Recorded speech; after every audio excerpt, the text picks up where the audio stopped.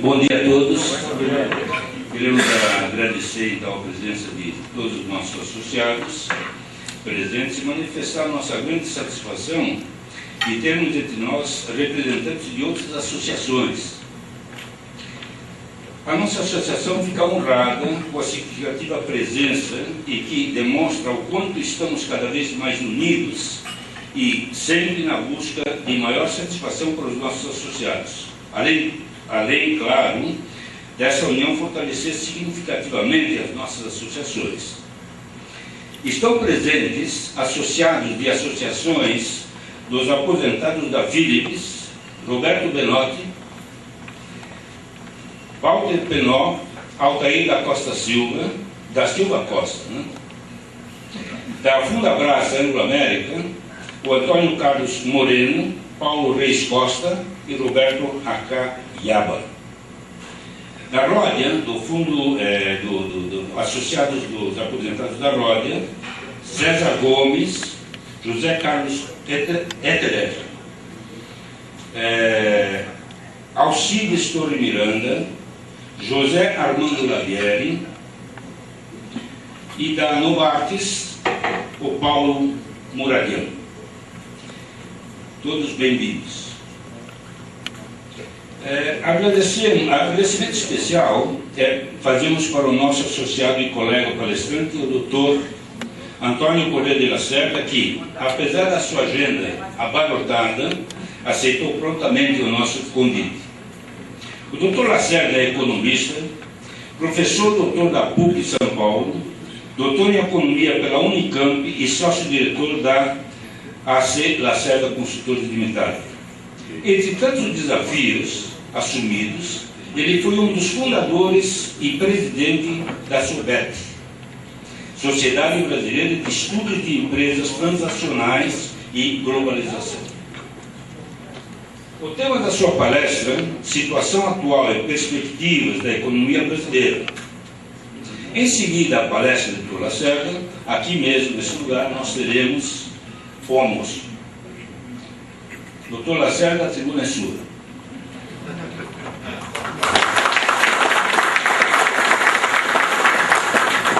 Bem, bom dia a todos, né? E quase boa tarde.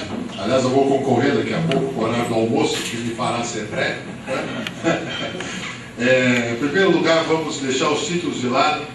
Pode me chamar de Lacerda, que eu sou um colega de vocês, né? Com grande honra ser colega. Aliás, o Aurélio Suriani, que acabou de me apresentar, foi meu chefe no ano de 1980. Né? Não, 1980, nós éramos crianças, eu tinha 15 anos e ele tinha 18. Mas foi meu chefe lá na fábrica BT, né? Lá na baixa tensão na Lapa. Então é uma satisfação estar aqui hoje e bater esse papo com vocês sobre situação atual e perspectivas, né?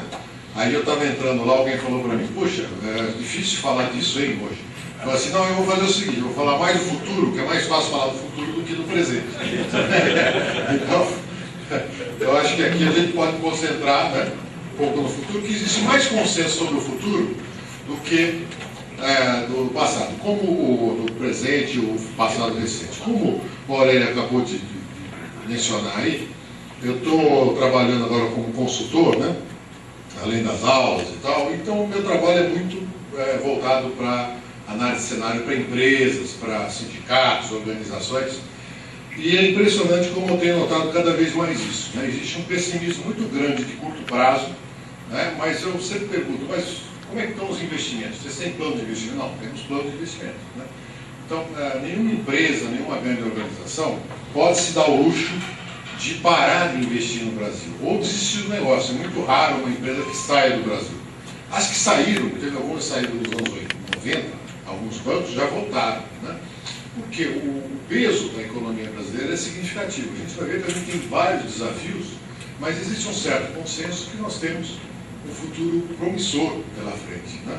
Dadas as potencialidades da economia brasileira. Então eu vou alcançar vocês aqui com alguns slides que eu preparei, só para facilitar a nossa apresentação, né?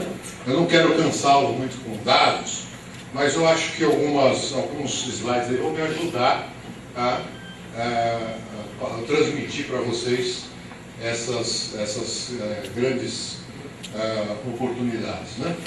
Então, aqui nós temos uma situação, quer dizer, grande parte hoje da situação, né, da economia brasileira está muito centrada no curto prazo, e não é de se minimizar esse efeito, né? De fato, quando a gente olha o desempenho do curto prazo, que é lá a última coluna, a gente tem tido um crescimento de 2% ao ano, né?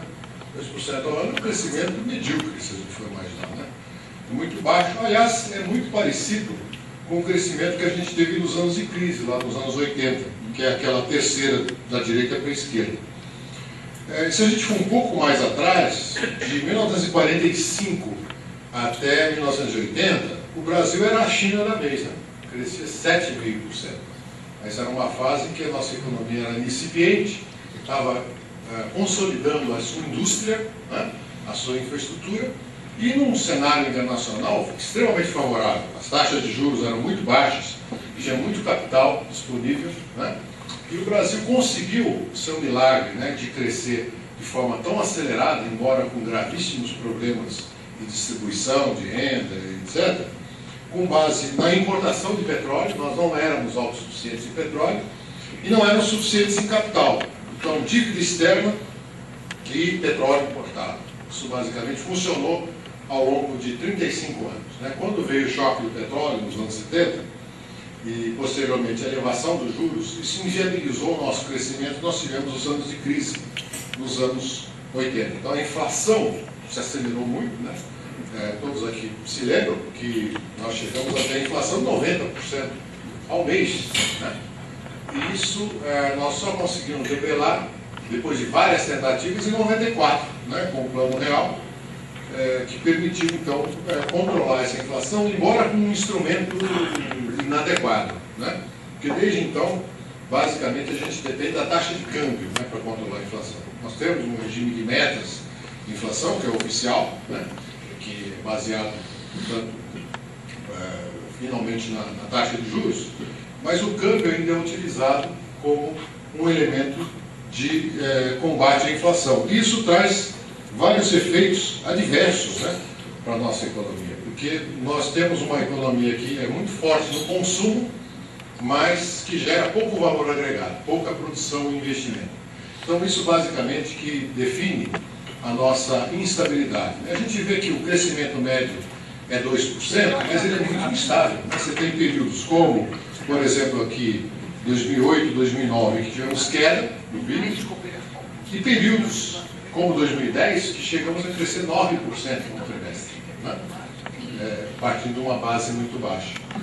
Então, na média, nós caminhamos lá para uma estagnação próxima de 2%.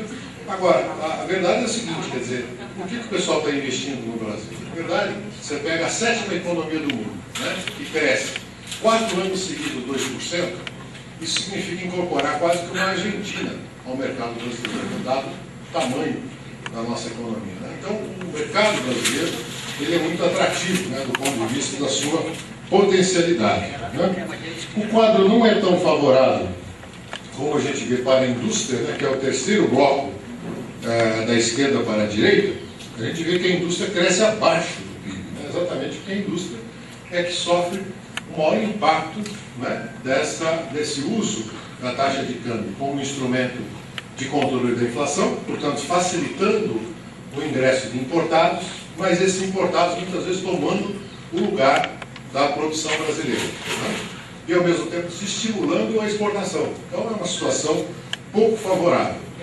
Aspecto positivo aqui, o terceiro bloco agora da direita para a esquerda, que é a formação bruta de capital, são os investimentos. Os investimentos estão crescendo acima do PIB, o que é um excelente indicador.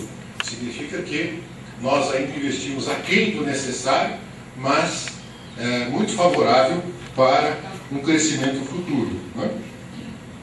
E aqui a situação da indústria. A situação da indústria é meio uma tragédia, basicamente, se a gente pega desde 2011, pelo menos, né? A gente tem ali altos e baixos, mas a indústria só nos últimos trimestres é que passou a ser positiva. nós tivemos um longo período de queda na produção industrial, né? O que é um grande contrassenso, porque a demanda continuou crescendo, né? Então nós temos um consumo forte na economia, mas a indústria não consegue atender a essa demanda. Não por falta de capacidade produtiva, né? Aliás, uma outra incoerência, você pega todos os dados de ocupação da capacidade da indústria, eles mostram um nível de ociosidade muito grande, entre 25% até 30%.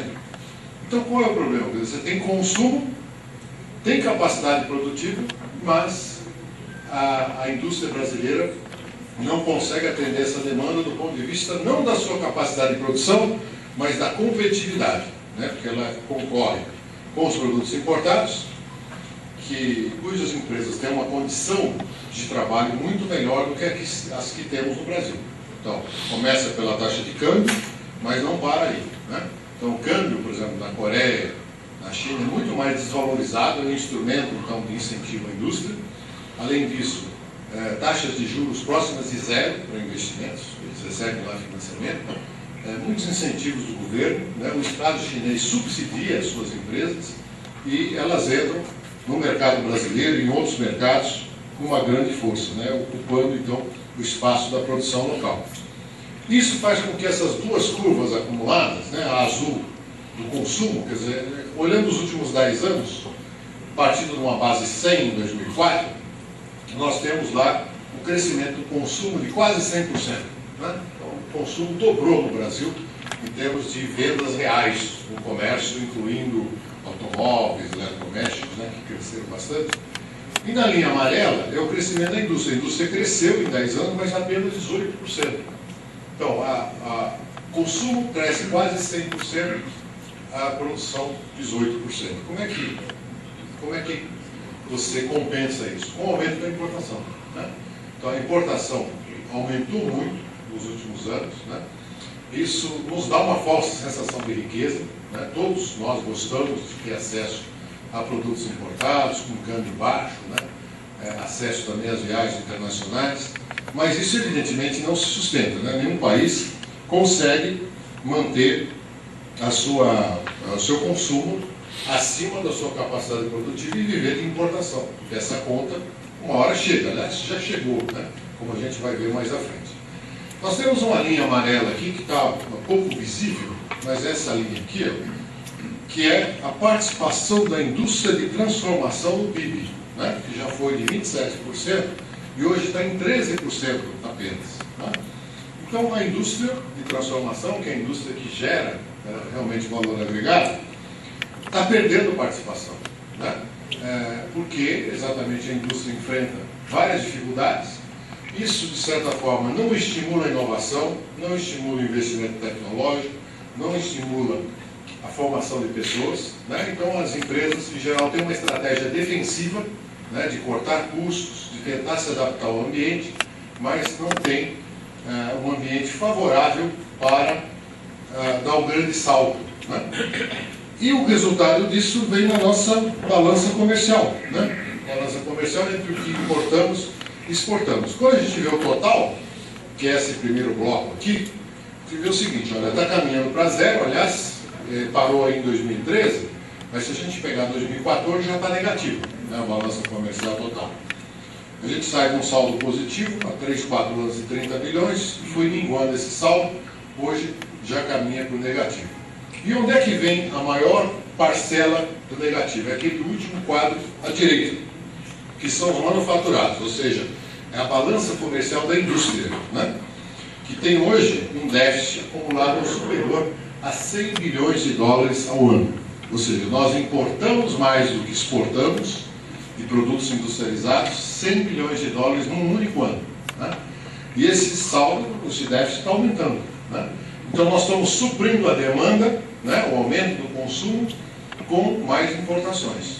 Então isso é cômodo, fica fácil, muitas empresas deixaram de produzir, se aliaram a fornecedores externos, viraram representantes, né, com uma margem de comercialização muito melhor até do que quando produzia, mas evidentemente isso não é sustentável, né, porque essa conta chega na forma de necessidade de captação de dólares no mercado internacional.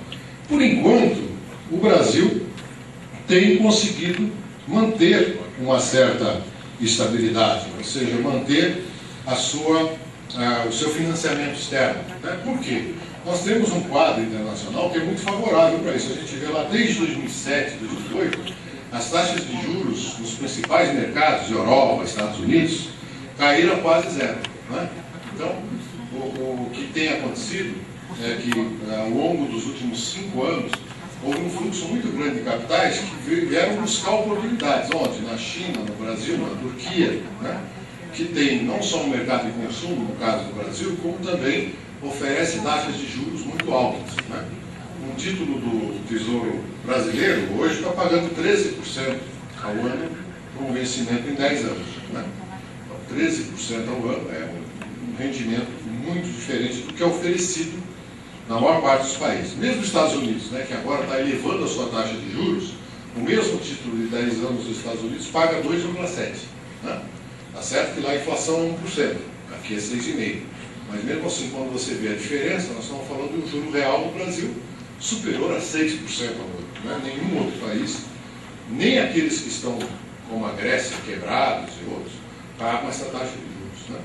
Então é uma situação anômala, né, em que você gera um déficit, você tem que financiar esse déficit, financia esse déficit a um nível caríssimo, e o país só não quebra, do ponto de vista externo, porque tem 370 bi de reservas. Né? Então, com 370 bi de reservas, o investidor ou o especulador se sente confortável em colocar o dinheiro aqui, porque sabe que durante um bom período você tem como receber isso de volta, inclusive com lucros, no caso do investimento produtivo, ou com juros, no caso do capital financeiro. Né? Mas, evidentemente, não é uma situação saudável para nós, né? Porque é uma situação que não vai ficar assim o tempo todo. Em algum momento as taxas de juros internacionais vão subir, aliás, já começaram a subir, e isso tem afetado muito a organização, né, a destinação dos recursos. Aqui a gente vê a nossa inflação e taxa de juros, né? Quer dizer, na barra azul é a taxa básica de juros, a tal da Selic, né, que é definida todo mês, ou a cada 45 dias, pelo Copom. A gente vê aqui que nos últimos 2 anos nós tivemos um aumento de taxa de juros de quase 4 pontos. Em 2012 era 7% e hoje já está em 11%, né, podendo até subir um pouco mais. Né? A inflação a gente vê que está lá em 6%, caminhando para 6,5%, e a barra amarela é a taxa de juro real, né, que ela descontada da inflação. Então o que a gente vê é o seguinte, quer dizer, para padrão brasileiro, a taxa de juro real hoje é metade do que era há 8 anos atrás. Então ela realmente caiu significativamente. Mas, quando a gente olha para fora, a gente acabou de ver, é uma taxa de juros absurda. Né?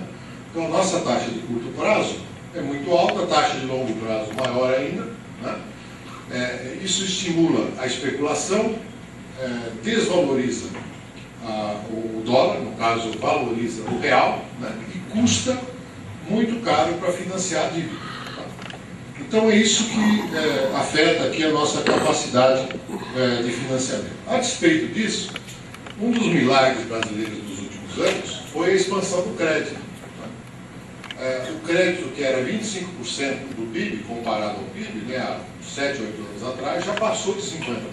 E onde ele cresceu mais é exatamente o crédito destinado ao consumo, que é essa linha ocre que a gente tem ali na fatia do consumo, então automóveis, eletrodomésticos financiados no longo prazo, e a última barrinha embaixo, que é o crédito habitacional, que sempre foi ridículo no Brasil, hoje já chega a 8% do PIB, na maior parte dos países é superior a 20% do PIB, então essa é uma área que tem tudo para crescer. Né? Então a área de construção civil deve continuar crescendo muito fortemente, tanto para a habitação, onde há um déficit superior a 5 milhões de habitantes, né, de habitações, né, de casas, como também para a área de comércio e serviços, shopping centers, lojas, né, isso está crescendo muito no Brasil afora, porque há um mercado de consumo, né, ávido para a busca desses produtos, e isso então está crescendo. Então você tem uma economia que produz pouco, né, importa muito, e financiada a crédito.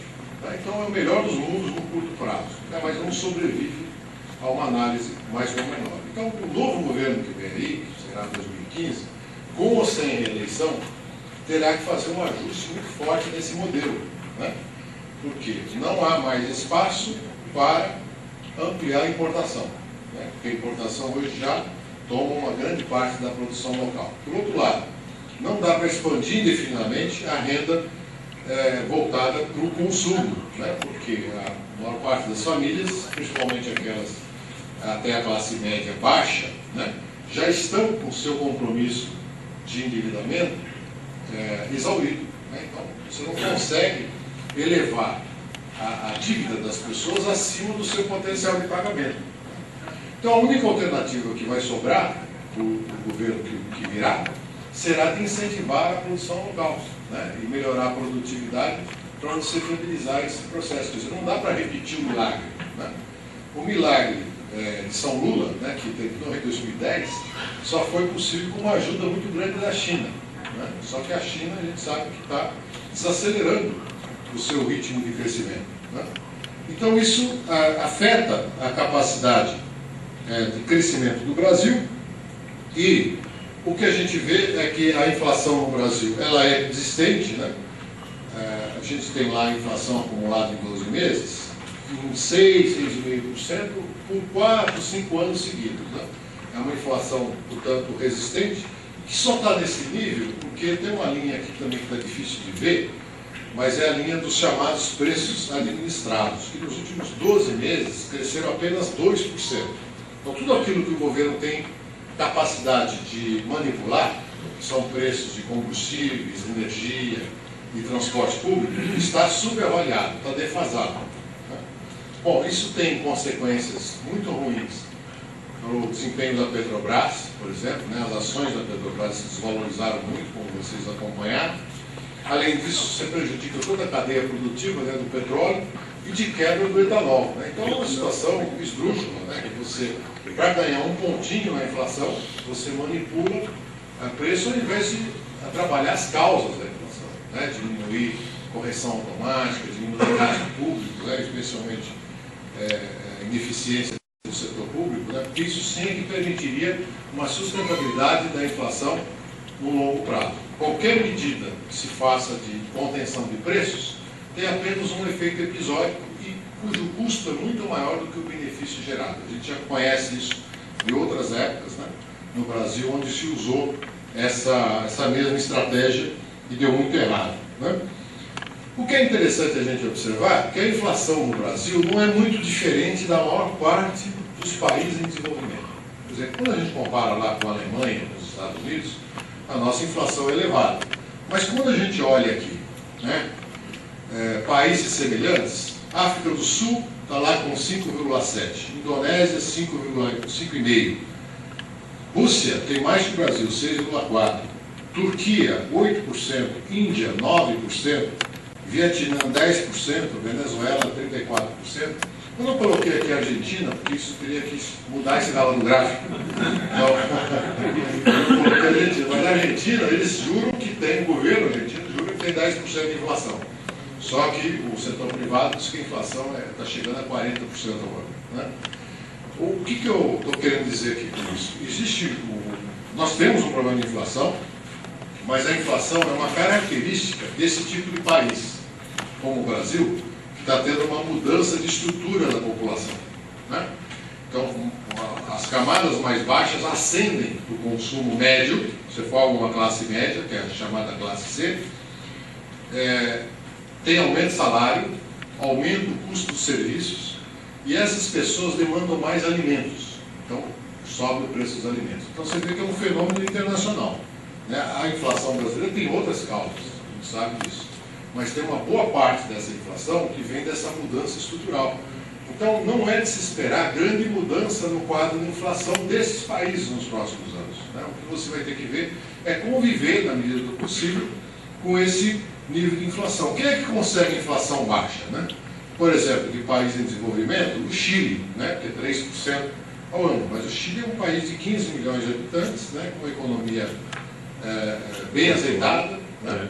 que vive de 4, 5 produtos, tem um nível de desemprego equilibrado, quer dizer, um país ajustado, né? Então não tem essa grande transformação, essa migração de milhões de pessoas para o mercado de consumo, como tem uma Indonésia, um Brasil, uma Rússia e a própria Índia, né? Então você vê que a Índia, que muitas vezes é badalada, tem lá uma inflação que nos últimos 3 anos é de 9%. Né? Então, claro, a inflação é um problema, o novo governo, porque esse não vai fazer mais nada, né? Vai empurrar para a barriga. Subiu a taxa de juros, subiu 4% a taxa de juros, que é bastante alta. Além disso, fez muito pouco além disso, né? Na área fiscal mexeu muito pouco. Então, nós vamos conviver agora com essa pressão inflacionária, defasou os preços, esses preços vão ter que ser corrigidos. E qual seria a inflação brasileira com os preços corrigidos? Preço de combustível, energia. Não seria de 6%, seria de 7%. Então, a gente mudaria um pouco esse patamar médio, né? E isso terá que ser feito. Então, 2015, a gente pode se preparar para aumento de preços, né? Bom, aqui de novo a inflação comparada, a gente vê que isso vem de um longo período, que o Brasil está ali no meio, né, dos países em desenvolvimento, e tem uma inflação resistente lá em 5%, 6% ao ano, né? Bom, e agora é o grande milagre brasileiro, né? Nós temos uma economia, como a gente viu, que cresce muito pouco. Segundo, que agrega pouco valor para o que importa muito, né? Mas nós vimos também que é uma economia movida a crédito e a capital externo, né? Então, isso é um dos fatores que tem promovido uma mudança substancial da taxa de desemprego no Brasil, né? O desemprego nos últimos 10 anos caiu a menos da metade. Então, era 12% no início da década, 2000, está hoje em 5,5%. Nós temos quase um quadro de pleno emprego, né? Ali tem uma projeção nos próximos anos, o desemprego vai continuar caindo, né? Porque não é só um fenômeno econômico, é também demográfico, né? As famílias hoje têm menos filhos e esses filhos entram mais tarde no mercado de trabalho. Se a gente imaginar quando é que nós entramos no mercado de trabalho, na média, nós ingressamos muito antes do que a geração atual, né? Porque houve algumas mudanças na estrutura da população, então as famílias passaram a ter menos filhos e com isso educar mais seus filhos. Além disso, o papel da mulher na sociedade mudou nos últimos 30 anos. O complemento da renda, que era feita pelo filho mais jovem, hoje é desempenhado pela mulher, né? E esse filho, que o número de filhos é bem menor do que há 20, 30 anos, quando a população crescia 3% ao ano no Brasil, hoje cresce 1%, entra mais tarde no mercado de trabalho, já entra, evidentemente, com um outro patamar, né, de renda, de posição e tudo isso. Então, o resultado disso é uma taxa de desemprego muito baixa, porque o desemprego é a proporção das pessoas desempregadas relativamente ao total da população que ingressa no mercado de trabalho, né, a população economicamente ativa. Então, isso é um problema para as empresas, porque hoje está muito difícil obter mão de obra, e especialmente mão de obra qualificada, né? Há uma disputa por pessoas qualificadas. É uma dificuldade enorme de reposição hoje da população, né? O que nós estamos tendo é um aumento da expectativa de vida, que é uma boa notícia para todos nós, né? Então, a expectativa de vida no Brasil cresceu 20 anos nos últimos 30 anos, né? E as pessoas permanecem mais tempo no mercado de trabalho, né? E como você tem menos pessoas ingressando, então você tem uma faixa, né, crescente de pessoas em idade ativa. E isso dura ali até mais ou menos 2020. Depois o número de ativos, ou melhor, o número de inativos, pessoas que já saíram do mercado de trabalho, aumenta, porque aumentou a expectativa de vida, está aumentando, e não há reposição no mesmo nível, né? Então o Brasil mais para frente vai ter esse problema que tem hoje acelerado, né? Por outro lado, qual que é a nossa oportunidade? E nós temos um grande potencial de melhora da produtividade, né? Porque a produtividade na indústria, e principalmente no setor de serviços, é muito baixa. Muito comum que a gente vá em prestadores de serviços, vem às vezes muitas pessoas te atenderem, mas ninguém te atende bem, né? Ou então você vê lá as pessoas batendo papo, os funcionários, e não atende o cliente, né? Ou quando atende, não atende adequadamente. Por quê? É uma mão de obra de baixíssima qualificação, salários muito baixos também. O Brasil, nos últimos 12 meses, gerou um saldo líquido de 1 milhão de novos empregos. 70% desses empregos são até 2 salários mínimos. Então é uma área onde há muita rotatividade, né? Qualificação baixa, salário baixo. Né? Então você vai ter que mudar esse perfil, você vai ter que qualificar as pessoas, ter menos pessoas para aumentar a produtividade. Então, investir mais, porque não tem tanta oferta de mão de obra como nós tivemos ao longo de várias décadas. Então a mão de obra deixou de ser um fator abundante. No Brasil é um grande desafio, mas eu diria que é um bom problema. A maior parte dos países hoje tem um problema inverso. Né? Você pega Estados Unidos, Europa, vários outros países, taxas de desemprego elevadíssimas. E principalmente o desemprego entre os jovens. Né? Eles têm uma dificuldade enorme. Na Grécia e na Espanha chega a quase 50% da população. Quer dizer, o jovem não tem perspectiva nenhuma, praticamente, de obter o seu emprego no mercado de trabalho. Né? Aqui nós estamos com o problema inverso. Vai ter que aumentar muito a imigração. Isso não é uma novidade para o Brasil. No século passado, nós construímos a industrialização com mão de obra externa. Né? Eu vejo que, por enquanto, essa imigração é principalmente, na maior parte, aqui dos nossos vizinhos, bolivianos e peruanos, que vêm para a construção civil, serviços domésticos, etc. Mas nós vamos ter que qualificar essa inserção. Isso é aquilo que eu falava, esses são os dados do CAGED, que é o Cadastro Geral de Emprego e Desemprego. E a gente vê que nos últimos 7 anos, o Brasil gerou 7 milhões de empregos líquidos, né, entre emprego e desemprego. E mesmo agora que a economia está andando de lado, quer dizer, crescendo um pouco, nós temos gerado aí consistentemente 1 milhão de empregos novos. E a maior parte desses empregos vem daquela faixa amarela, que é setor de comércio e serviços. Então, uma grande expansão se dá na área de comércio e serviços. A indústria ainda gera emprego, mas a gente vê lá que a parcela azul ainda é restrita, né? E aí você tem outros setores que compõem isso. Então, é um quadro, do ponto de vista do mercado de consumo, sólido, porque a pessoa empregada tem grande capacidade de consumo, se sente à vontade para assumir novas dívidas, né? Mas quando a gente olha os dados de crédito, a gente vê que o grau de endividamento das pessoas já está próximo do limite. Né?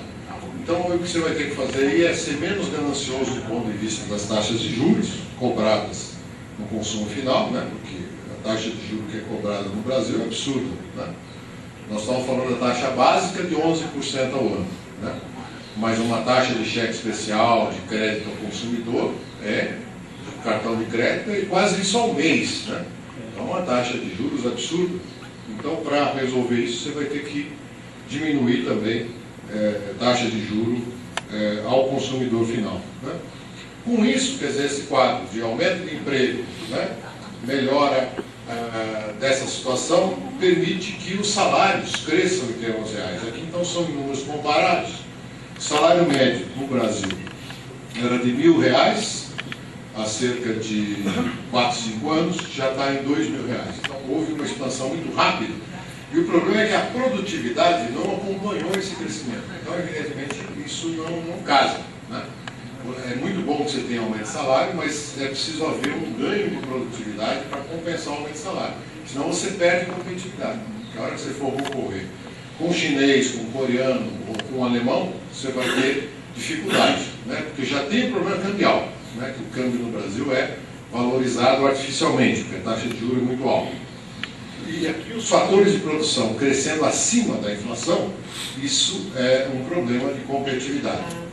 E aqui na linha de baixo é a massa salarial. Então o que pega, a gente vê que é um crescimento constante, porque evidentemente esse cenário é muito favorável aos sindicatos dos trabalhadores para obter ganhos salariais acima da inflação, o que de novo é muito bom do ponto de vista distributivo. Então com isso se incorpora mais gente nas classes B e C, né, que são aquelas imediatas da C e D, D e E, né?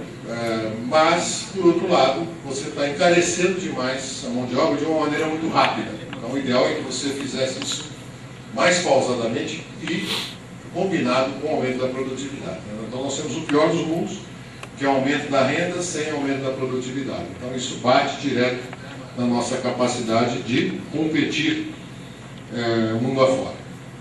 Bom, aqui a gente vê uma outra distorção do nosso mercado, desemprego é baixo, o salário crescendo, mas o seguro-desemprego, a porcentagem dos funcionários que recebem seguro-desemprego está aumentando.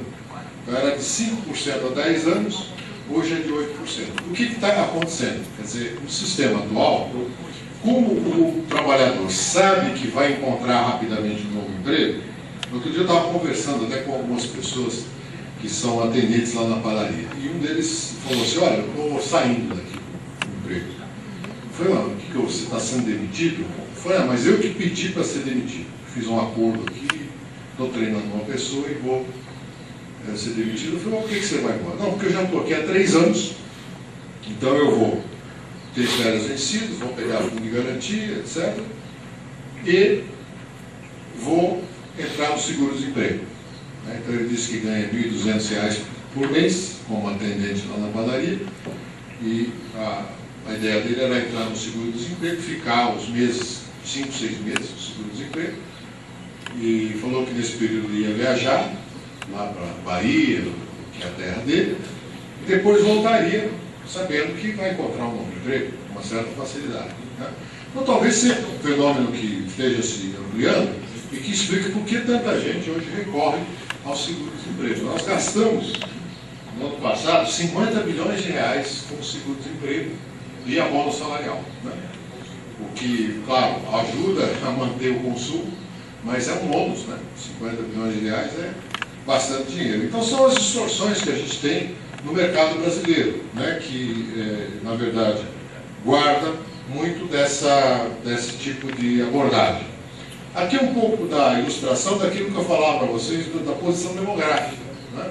Então, na verdade, nós temos hoje uma situação favorável, porque aumenta a expectativa de vida de um lado, do outro ingressa menos gente no mercado de trabalho. E a fatia, então, de quem está em idade ativa, ela é expressiva, mas isso é declinante ao longo do tempo.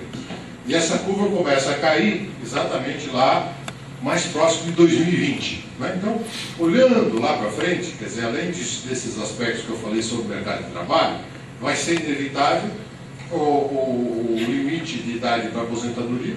Claramente isso vai mudar, né? Então normalmente vai ser postergado a aposentadoria das pessoas que estão nativas hoje ou que estão ingressando no mercado de trabalho, né? Porque isso é um movimento internacional que deve rebater no Brasil. Ainda não ocorreu no Brasil essa mudança, porque evidentemente é muito impopular, né? Então os governos em geral resistem a fazer essa mudança, mas eu diria que ela vai ser inevitável, além de, claro, melhorar a eficiência lá do INSS. Né? Portanto, se eu tiver que resumir aqui para a gente quais são as oportunidades, quer dizer, nós temos aqui vários problemas, né? E são problemas mais voltados para o curto prazo, eles são associados a uma perda enorme de competitividade que nós temos no Brasil. Por outro lado, temos grandes oportunidades, né, para resolver esse problema, inclusive essa questão da infraestrutura, né, porque a infraestrutura, a qualidade da infraestrutura é muito ruim. Mas do ponto de vista do crescimento futuro, representa uma grande oportunidade. Né? E isso explica por que tantas empresas continuam investindo no Brasil. Foi muito curioso que agora, no Fórum de Davos, lá na Suíça, em janeiro, aquele Fórum Mundial que tem todo ano, perguntaram para 100 CEOs, né, de grandes empresas globais, quais seriam os países onde você pretende investir nos próximos 10 anos. E o Brasil ficou em 4º lugar. Né? Então, China, Estados Unidos, Rússia e Brasil. Isso que eles apontaram como os principais destinos de investimento. Então, isso é a oportunidade, né, que se apresentou para o Brasil. Por outro lado, nós temos uma longa lista de tarefas que a gente viu que vão ter que ser atacadas, começando pelo problema dos preços, né? Preços administrados, passando pelo lado das contas públicas, né? O novo governo não tem mais espaço para aumentar a carga tributária, ou seja, aumentar impostos, não tem tanto espaço, então vai ter que, sim, promover cortes de gastos. Isso não é fácil, né? Tem muita resistência, isso não depende só do Executivo, depende dos outros poderes. Nós temos um déficit externo elevado, que vai ter que ser mudado, e melhora muito a competitividade na área industrial, né? Que passa por educação, passa por melhora da inovação. Então são muitos desafios que levarão décadas para ser ajustados. Nós vamos ter que ter persistência e paciência para resolver esses problemas. Tá? E não podemos esperar nos próximos anos um crescimento muito diferente desse que nós já vimos aqui. Né? Quer dizer, então, aquele quadro de crescimento muito baixo da economia não vai ser diferente nos próximos 5 anos. Porque se a gente imaginar 2015, já vai ser mais um ano difícil. Né? Primeiro ano do novo governo, espaço para crescer vai ser muito limitado. Então, se você tiver que projetar os próximos anos, eu não colocaria nada muito superior aos 2% que estão lá. Claro que hoje existem muitos fatores, como aqueles da população, que não transformam 2% num problema. Porque é uma economia que já está consolidada e crescendo continuamente a 2%, ela consegue baixar desemprego, consegue gerar muita atividade. Mas o que você precisa é de uma melhora qualitativa, depender menos do consumo e mais de produção e investimentos. Então, era essa aqui a minha mensagem, é uma mensagem realista, mas ligeiramente, diria, positiva. Né? Nós temos problemas, mas temos também muitas oportunidades. Né? E, na verdade, acho que o grande diferencial do Brasil de hoje em relação a 20, 30 anos atrás é que grande parte dos nossos problemas é, como a gente diz, o homemade marmalade. Né? São coisas que estão ao nosso alcance, depende da nossa vontade política, depende de ação, depende de estratégia que nós mesmos podemos conduzir. Né? É diferente dos anos 80, onde você tinha um nível de dependência de importação de petróleo de 80%, uma dívida externa em proporção do PIB que era 4 vezes o que é hoje. Né? Então, hoje os nossos problemas são razoavelmente solúveis, mediante algum esforço. Né? Algum esforço, mas que infelizmente ainda está longe do consenso. Eu espero que a gente tenha um consenso nos próximos anos de fazer as mudanças para chegar até lá. Muito obrigado.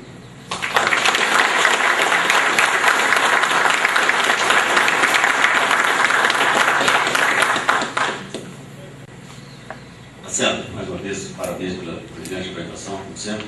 Agora, você apresentou um quadro aí da indústria, né? Nós aqui todos estamos preocupados com a indústria, né? Mostrando que a indústria é em torno de 13, 14% do PIB. Isso parece que era pré-JK, estava em 13, 14%, né? Nós chegamos a quase 26 ou 27, agora caiu para 13, 14%. Mas deixa eu perguntar uma coisa, parece que isso é uma tendência mundial. Até porque, por exemplo, na nossa área, né? E eu tenho muitos colegas aqui da época, Aduc, Lima, telecomunicações, eu me lembro que quando nós fazíamos propostas aos nossos clientes, 90% do preço, do custo e do preço era hardware, era equipamento e 10% era serviço. Hoje, você tem uma ideia, lá na Nokia, quando a gente faz proposta lá hoje a coisa é dividida em 1/3 hardware, 1/3 software e 1/3 serviços. E desses 1/3 de serviços, somente um outro 1/3 é instalação. Os outros 2/3, esses 1/3 são aplicativos e serviços de valor agregado. Então, é uma tendência mundial. Então, eu te pergunto, será que a coisa não é tão dramática quanto está se apresentando hoje? Vocês estão apresentando, e é dramático, você apresentou, cair de 27 para 13, entendeu? Parece que o negócio ali está desabando. Mas isso não é uma tendência mundial, não sei como é que está nas outras indústrias. Telecom é isso que eu te falei.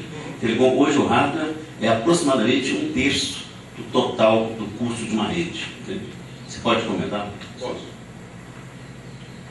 Muito bom, Milton. Como você bem observou, quer dizer, existe uma mudança estrutural da economia, onde o conhecimento ganha um lugar do hardware. Né? Então, se você pegasse há 20, 30 anos atrás, no ranking das maiores empresas do mundo, lá da Fortune, ia aparecer GE, IBM e tal. Você pega hoje Facebook, são empresas que Microsoft, são empresas do conhecimento. Né? Então, isso realmente é uma tendência. Agora, você pega na Alemanha e nos Estados Unidos, a indústria tem queda livre em proporção do PIB. Agora, você pega a Coreia, a China, né? Vietnã, Indonésia, a participação da indústria está ou crescendo ou estável. E numa proporção maior do que a do Brasil. Né? Então, o que nós estamos vivendo é aquilo que a gente chama de desindustrialização precoce. Quer dizer, não estamos maduros o suficiente para termos esse processo. Então, nós estamos no meio, nós não complementamos ainda a nossa industrialização plena e já estamos perdendo espaço. Né? A gente sabe que no Brasil, por exemplo, o agronegócio ganhou espaço do PIB. Claro, porque com a demanda que há hoje por minério e grãos em geral, esse complexo agromineral brasileiro ganha espaço. Então eu acho que o nosso desafio não é diminuir a nossa produção no agronegócio, nem no minério, mas criar melhores condições de amenizar esse efeito.